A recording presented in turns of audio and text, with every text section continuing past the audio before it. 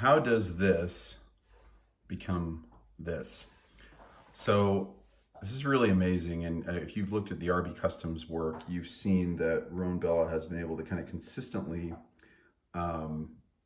turn one figure into another. And again, that takes a lot of technical and sculpting skill that I don't even have, and tools that I don't even have, and have just recently started to comprehend. But using heat, using sculpting, using some tooling that he creates from scratch, he is able to fully remake a figure and turn it into something that's quite amazing. So I was finally able to get a Guy Gardner figure, and looking back, this was one of the figures that I hoped we'd see in the original Superpowers line. I noted, we'd stopped seeing it around 1986, and JLI came into view in 1987, JLI 1. And we just hoped, knowing even that it wasn't a possibility as a kid in the back of my mind, that if somehow Superpowers would get reintroduced, we'd get a Guy Gardner figure, along with several others from the JLI, from the Justice League International. And, for whatever reason, this figure, even from the first page of JLI 1, sets the tone for what the series will become. And, kind of the character that you'd love to hate. So always wanted to see him in Superpowers form, and was finally able to get that here. So again, taking a Red Tornado base and being able to translate that into something completely different, which is this wonderful Guy Gardner sculpt. So as you can see, look at the head, look at the face sculpt. Awesome. Has that sort of Guy Gardner smirk, has the raised eyebrow, just perfectly in line with the attitude of the character. Has the awesome sort of industrial looking coat / vest and chain belt, sort of the Billy Idol look from the 80s. Has all of sort of the Guy Gardner sculpting you'd expect. The moon boots, the classic moon boots, have to have them. Has mirror and concealed RB Customs logo on the feet. Also, you'll see there's a number on here, number 40, and he includes a very nice little certificate that tells you it's a genuine RB Customs custom, and it's numbered number 40. So on the feet, you'll see he has that. Now look at the cool details. He added these as well because I begged him to, which is he added the treads for the moon boot. You gotta have the treads for the moon boot on Guy Gardner. One other thing that's not super common in comics, but you do see it occasionally, you do see it in JLI a couple of times, the white piping, not just on the outside of the leg, but on the inside of the leg. I asked him to add that as well because, again, it just balances out the figure a little bit more, at least from my point of view. But, we get sort of the perfect Guy Gardner here. And again, little details, as he sculpts this figure, it's almost like the jacket, the vest has creases. That's awesome. You can see a little bit of that in the back as well. And, one thing he does is he has this awesome metallic paint that he uses.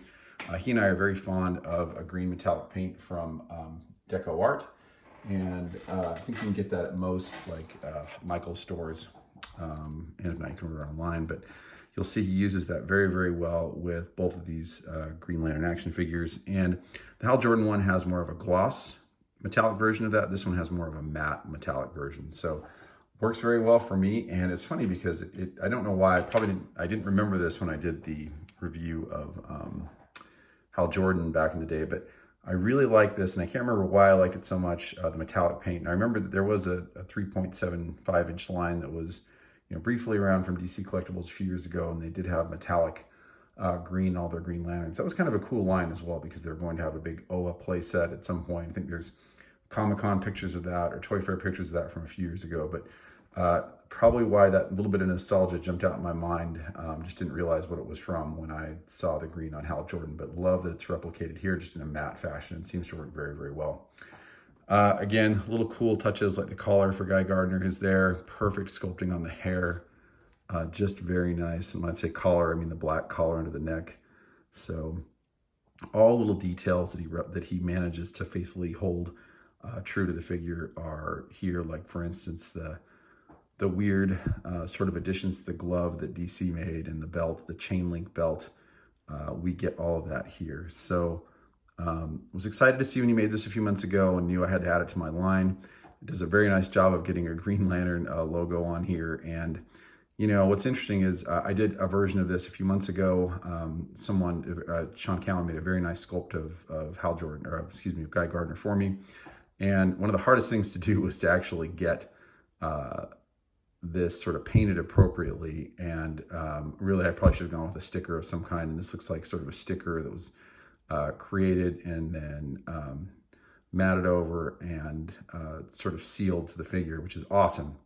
So again, Roan Bella RB Customs, if you want sort of one of those great, figures you have to have for your collection, I think it's amazing that we're finally able to get the line we love through a bunch of different means, but the stuff that Roan is doing is really, really high end, out of this world. And again, I sort of compare it almost along the lines of a Mafix figure, a smaller scale Mafix figure, meaning the level of detail and sculpt quality and everything else you get with it is awesome. And one thing that's so cool about it is you get a fully formed figure here, since it's rebuilt from a figure. So it's not that you're having to use magnets or any other means to keep the figure together. This is a fully realized figure. So a wonderful addition to the line.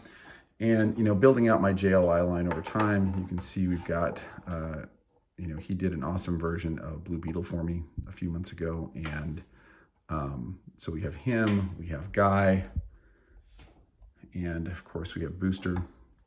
And love these three, and I'm excited to get sort of more of the JLI line completed, along with the original Satellite Era JLA and other figures. So more to come. Leave your comments below and subscribe to the channel. Thanks.